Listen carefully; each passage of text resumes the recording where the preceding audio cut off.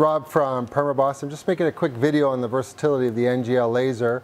I'm super nervous because it's my mother's birthday. She's in town. I got to take her to lunch. So it's going to be a really quick video, all right? One thing that's important is the laser is just under 9 inches wide. In this application I'm going to show you, the idea is that we can mark lumber. In this particular application, it's for the possibility of marking the lumber that goes in scaffolding, and this is a simulation. I just needed 10 minutes to set it up and show an idea. So this isn't the actual production machine, but I've taken the NGL 60 and I've taken off the fume hood. So the idea with taking off the fume hood is don't try it at home, and I just need the space because I want to get the lumber in here because it's not a shirt. So I've set up the artwork for a logo. Now in this particular situation, they've got 4 pieces of lumber together. I think they're 2 by 10. And I quickly made a jig here. In this case I cheated. I just took the arms from the fabric setting. I put a stopper on and I removed the hood, so I used the fume extrapolator here, and the idea is to suck out the smoke that's from the fume hood.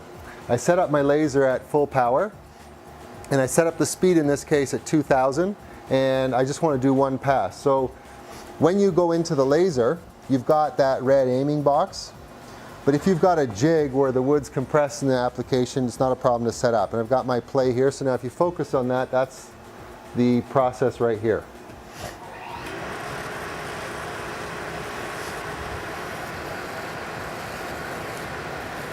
The advantage over doing it with a laser is the opportunity with the client was to stamp it. And when you stamp it, you've got to make the stamp, you've got to let the ink dry, and you can't do it on the fly. So in this particular case, which I never show the software on YouTube, is we're able to take your logo or any logo or 5 different logos. Do I have different logos in here? Just a different one right now. So now I'll do something else. I'll flip it around. I'll slow it down a bit, and I'll just flip it over. I taped it together just to do an example and to do the setup because I had to do this for the very first time and register. Now I've got the template set up that I can use forever. So anytime I have 4 pieces of 2 by whatever, I can use this template.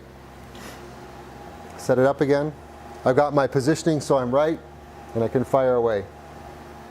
But now I slowed down the speed to 50% of before. And what I've got is I've got an actual pattern into the wood the way I've done this. So done. So if you take a look at this, you can actually feel this with your fingernails. So to conclude quickly, the concept is, in this situation where I've got a wood application, and that's what the purpose of the laser would be all day long, the higher the power of the laser, the deeper I can go in the less amount of time because the more material I can vaporize.